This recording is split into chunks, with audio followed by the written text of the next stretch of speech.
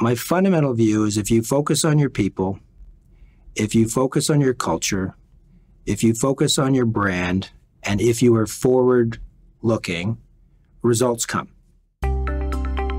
Welcome to Speaking of Business, conversations with Canadian innovators, entrepreneurs, and business leaders. I'm Goldy Hyder, President and CEO of the Business Council of Canada. It's hard to believe it's almost 2 years since the first COVID-19 case was confirmed in Canada. Remember when we thought the pandemic would last a few weeks or at worst a few months? One lesson we've learned since then is it's really difficult to predict the future. It's even more difficult to make long-term plans that will stand the test of time. But that's exactly what Blake Hutcheson tries to do every day. As the president and CEO of OMERS, he oversees the pensions of more than 500,000 current and former municipal employees across Ontario. He needs to look way down the road to ensure members can rely on their retirement incomes for decades to come. No pressure there. With that vantage point, I wanted to get his perspective on Canada's economic recovery and what ingredients he thinks we need to grow the economy in years to come. Welcome to the podcast, Blake. Thanks for asking. Thanks for your leadership. Happy to be here. Well, let's jump right into it. Beginning of a new year, we spent this season talking about Canada's economic recovery and what are the ingredients we need to rebuild stronger after the pandemic. And I know it's a bit probably cliché to say this, but COVID-19 has just changed so much of how we live and work. And I want to start with asking you, how has it affected you? Well, it's kind of interesting. I was, as you know, I led Oxford Properties for close to 10 years. And then the board of OMERS approached me and said, "You've run a pretty good business. Would you mind considering coming into OMERS?" Fortunately, I had a period of a year and a half to get acclimatized as president of OMERS. And I was scheduled to be the CEO on June 1st of 2020. And when everything hit, as you well know, with COVID, the board turned around and said, "You're it, let's go." So I was presented with the privilege of being the CEO of this $100+ billion plan right about the time that markets were off 35%, the Canadian dollar was down 15%, and there was lots of noise in the game. And so it was a trial by fire. And so how did it affect me? Listen, when I look at leading businesses, I've had the opportunity to be a CEO for over 25 years in my career of various businesses. And I look at leadership skills, management skills, and then technical skills. And in the case of OMERS, that means investment skills. You need all three. You need to be a leader, you need to be a manager, you need to be an investor. And I was tested in all three in a serious way. From a leadership standpoint, I've always said leadership's not a title. You have to earn it with your team, with your board, with those around you, with every interaction every day. And so when you're a brand new CEO, you're on your toes trying to earn people's trust and respect, day in, day out. Not as easy when markets are melting down and the complexities there.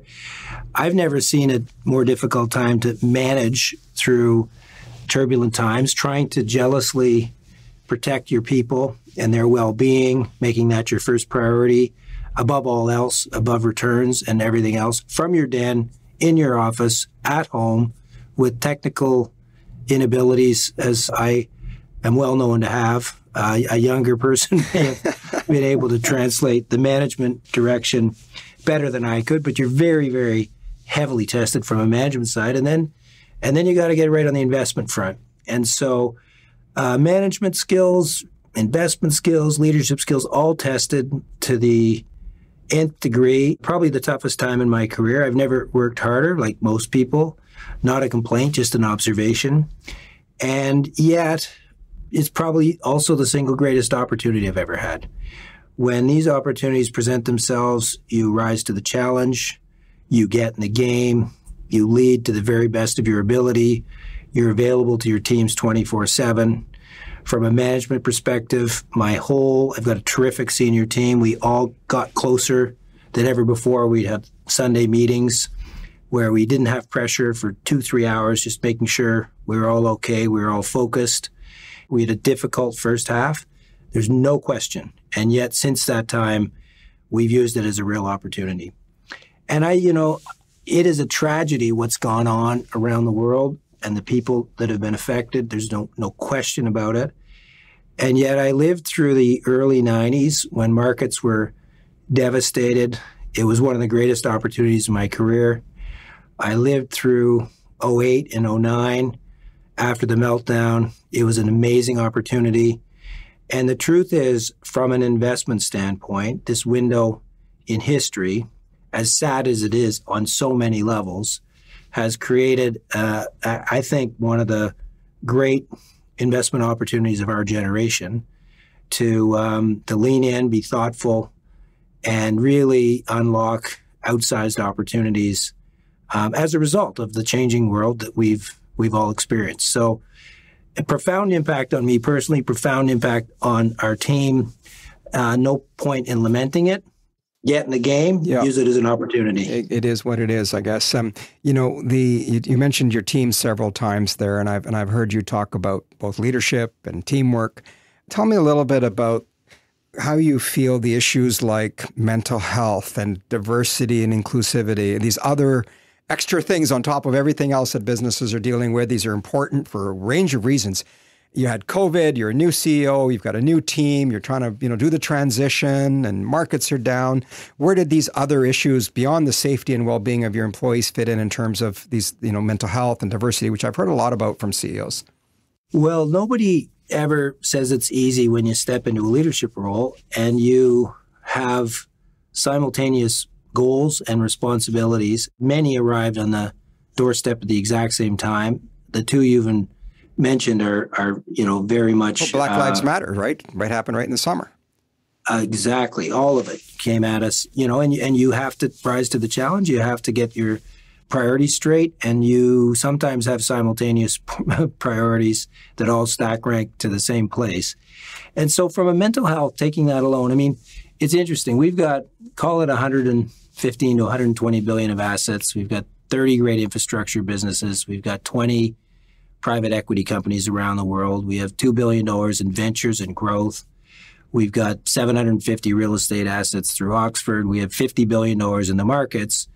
And yet, if you ask me any time of the day or night, what's our most important asset? It's our people, full stop. And so we had to get our arms around our people. And we had to make that our single greatest priority, not only their well-being, but to your point, mental health, and make sure that they knew that we were empathetic. And I think we fared pretty well. I looked at our healthcare spend. It was up 15%. It was up 50% in terms of mental health. I looked at our requests for accommodation. They were up 500% during that period, off a fairly low base, but it's a very compelling number. So to ignore that aspect of the business, you would ignore at your peril, because how can you get anything done without great people in good health? And you need them to be in their best shape for the organization to be in best shape. So we had a new head of HR who's been terrific at making this a priority. I look quite prescient, actually, because I hired a chief medical officer in 2019, a brilliant doctor, practitioner, and mind. What made you do that? What made me do it is we work for 500,000 people, which is an aging population.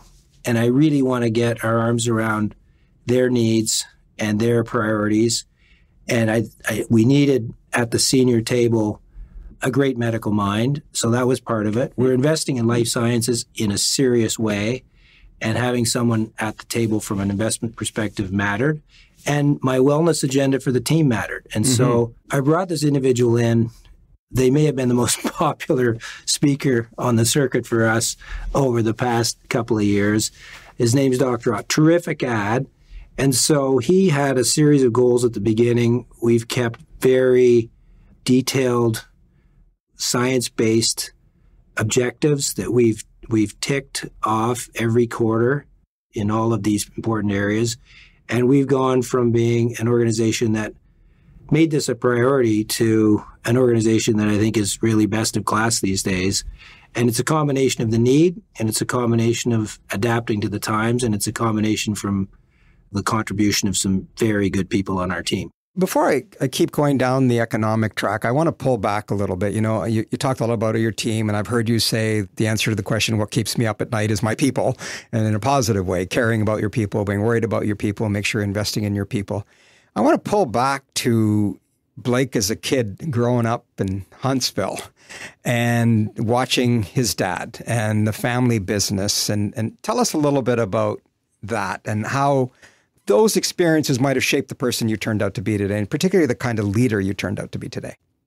Well, there's a curveball of a question, but I'm happy to I'm happy to take it on. I'm sure you know how to swing at a curveball.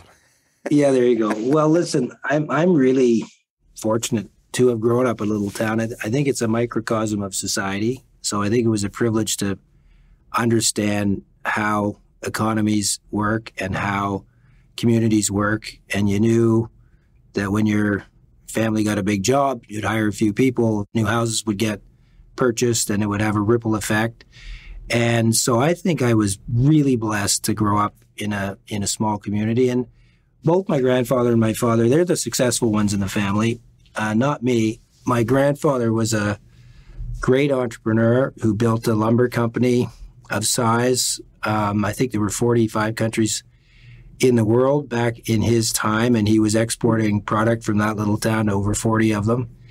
And my father was a serial entrepreneur who used a aggregate business as his cash cow to build roads and develop small properties and things of that nature. So I grew up with two entrepreneurs. Those are two of my best friends. They influenced much of what I do.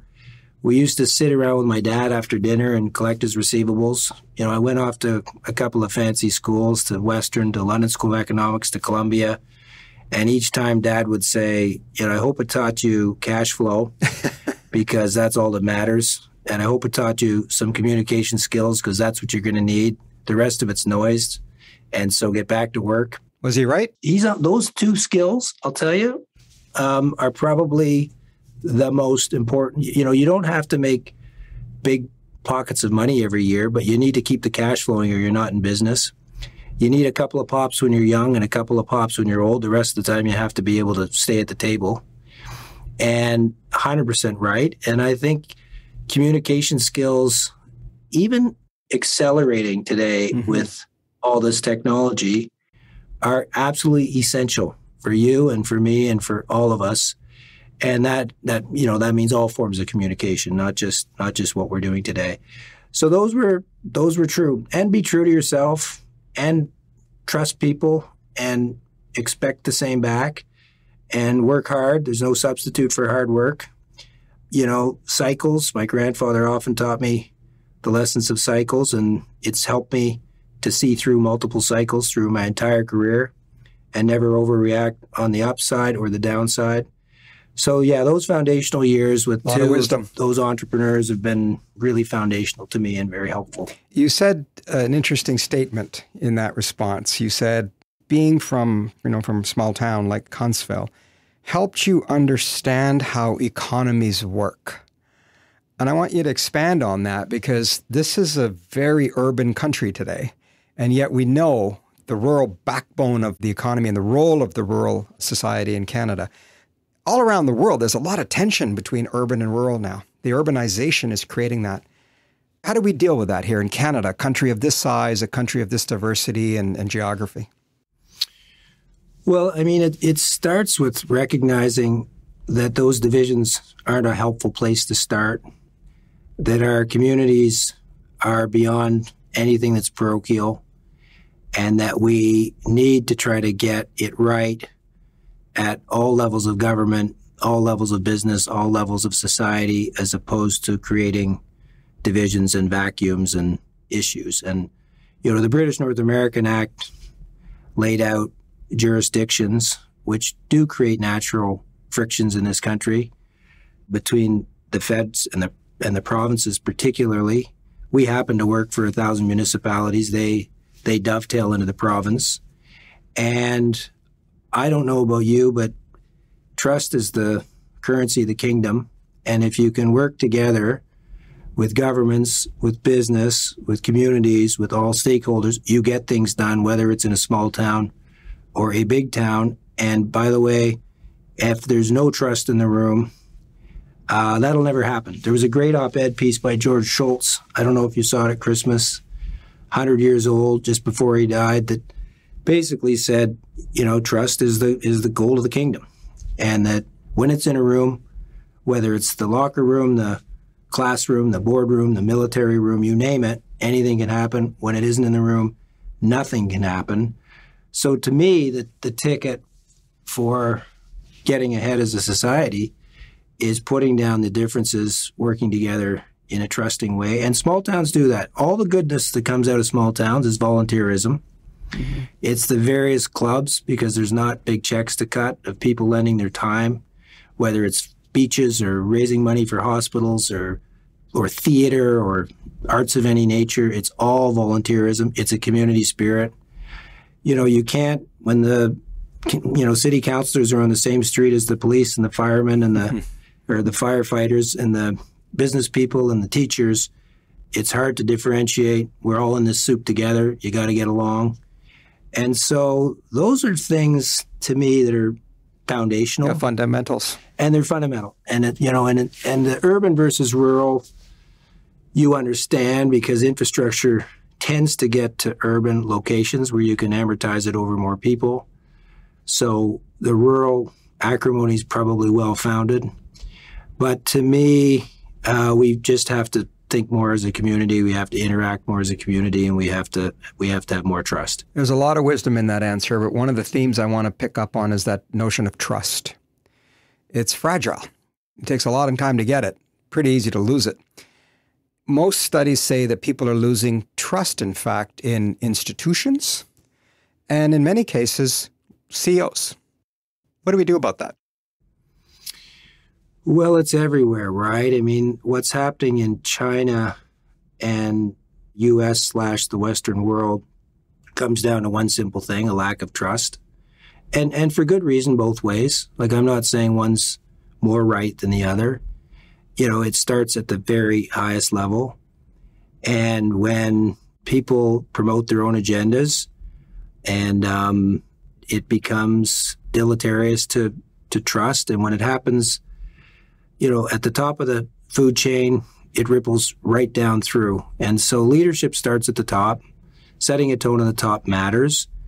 And sadly, right, in society, we've had a lot of people at the top of the food chain who haven't been setting great examples. We don't need to get into examples. There are lots that haven't and lots that have. So I don't know. I mean, I've also seen studies that say, relative to politicians and other thought leaders in our society, people are listening more to CEOs. Indeed, that is true. And the truth is, it's a privilege to have these responsibilities, and it's also taking into consideration, I work for one of our Maple Lake Canadian pension plans. I take the responsibility very seriously. I'm privileged to work for 500,000 people, but I also think it's important to use this platform from time to time to make my country a little better, to make my province a little better, to weigh in on issues where we can influence public policy or we can influence thinking. And it is, I think, incumbent upon our leaders to do more than worry about their bottom line. It's to use the exquisite platforms that they've been given the opportunity to lead to make a difference. Well, I would say that COVID has served just that purpose. The stories that we're hearing on these podcasts of people who put country above all else, the health and well-being of their people above all else. You said it yourself earlier, right? And I think that over time, it's about Canadians and others appreciating the partnership and the role that business leaders play. It's very interesting. The recent survey showed that people trust the communications from their employer more than they trust the media or more than they trust other communities. It's very enlightening that they would say that. So a lot of positives to build on there. Sort of forward-looking, we talked earlier about that's really your shtick. That's what you're supposed to do and do well. What do you see in 2022 here in terms of at least the Canadian picture on the economy? And more broadly, is there reason for optimism here? Yeah, my approach to running any business, and probably especially this business, is my fundamental view is if you focus on your people, if you focus on your culture, if you focus on your brand, and if you are forward-looking, results come. And a Canadian pension plan, we often joke, a quarter is not 3 months, a quarter is 25 years. And so in order to build for 25 years, I want the right people, the right culture, the right brand. We have to be forward-focused, innovative, on our toes, thinking about the future, adapting, finding new opportunities, finding new ways. When that happens, the future looks after itself. And I think that's very consistent with anybody who's running something that's a 60-year-old institution that'll be here for 160 years. And I fundamentally believe by putting those main things in place, the rest will follow. In terms of the short term, Goldy, I'm very optimistic. I'm incredibly optimistic. We have low debt levels across our platforms at a very cheap cost of funds, which we've all enjoyed for a long period of time. We have a wide aperture to high growth areas with businesses that are unlocking outsized returns. There's definitely some inflation on the horizon, which on one side of our balance sheet hurts from a paying pension standpoint. On the other side, we are largely exposed to privates. Infrastructure and real estate are roughly 45% of our book. And last time I checked, when there's 4% inflation, $1 a year from now is worth 96 cents in your pocket, and $1 a year from now is worth $1.04 on a hard asset. And so when I sit here today, I like our portfolio. I like our positioning. People have money in their pockets. The stimulus has brought a lot of the good fortune to many of our organizations. Are there some headwinds on the horizon, including, trillions of dollars worth of dry powder and capital available for good ideas, including the potential for rising interest rates, including the pitfalls of supply chains and what it's doing to many of our markets, including some of the noise that we're seeing that's stultifying growth in China. So those are there, but we are incredibly optimistic. We've just finished a year. I can't tell you my earnings yet. You'll be impressed and pleased. I know our pensioners will. And so it's been a sensational year, and what a turnaround from the year before. So my view is for well-positioned businesses, this is one of those times where there are outsized opportunities ahead, lots of reasons to believe in tomorrow, lots of reasons to believe in this country, and lots of reasons to believe in the future. I think that's exactly what our listeners are in the mood to hear. That's well said, Blake. One area that a lot of companies, in fact, I would suggest almost every company I talk to on this podcast is dealing with is ESG and the importance of business leadership on the climate change agenda. What are you doing at OMERS on that front? So late last year, we announced a commitment that got a fair bit of press that we are fully committed to a 2050 net zero program across our entire portfolio. Last year, we announced a 20% diminution in our greenhouse gas emissions between that period and 2025. Every 5 years, we will renew our approach and our targets and our goals, and we will adjust our book accordingly. I know the innovation of our team. I know that legislators will be working with all of us to get there. I go back to the community effort. It will require a community effort that is well beyond our platform. And again, I'm hopeful. And so we've made some pretty far-reaching goals. We've made some very specific short-term goals. Today, we have about $18 billion invested, which is, call it 20% of our book, in properly classified green assets. We are ambitious to look at green bonds.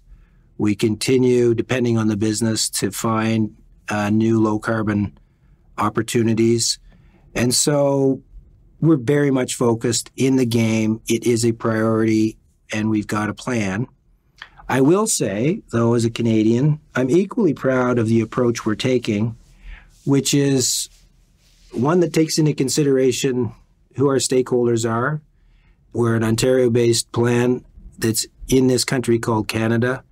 We're significant investors in Canada, and the future success of Canada will affect all of us profoundly.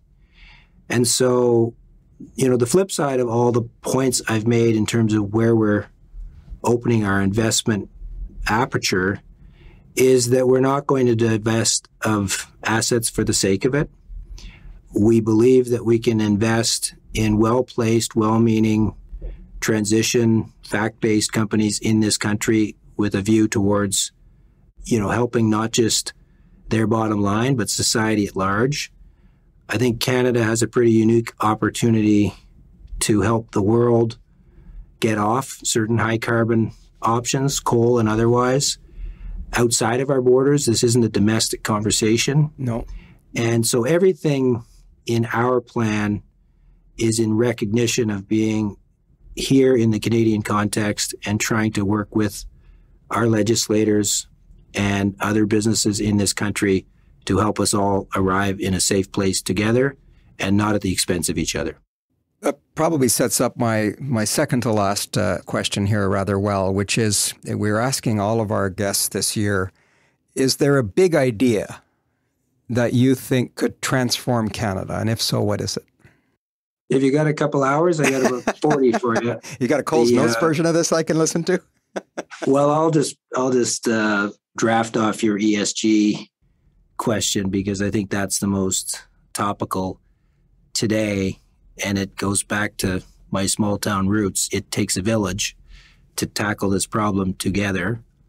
And the only big idea is to stop communicating goals and objectives on an isolated basis, company by company, division by division, province by province, and at a national level, because that'll never get us to where we all aspire to arrive. And so I've watched, I saw Australia announce a $12 billion investment this week in a gas plant that will generate $125 billion of GDP incremental growth, which will help the neighboring countries bring their emissions way down, even although it probably means that's a pretty high carbon plant for a period of time. And so I'm not saying that's right, and I'm not saying it's wrong. But what I do get concerned about is trying to get to the place we need to get to without a long-term plan involving business, involving governments, involving the citizenry who are engaged in this topic, being very thoughtful about it in 5-year increments, and collaborating and working with each other, not against each other. So that to me is probably the topic of the day. It's probably a very Canadian response to some extent. We know our own selves well. We've got to work together better, is what you're saying in essence. Yeah, and I haven't seen enough of it yet, right? And I think we're all being asked to take this on in isolation, and we don't win in isolation. We win when we work together.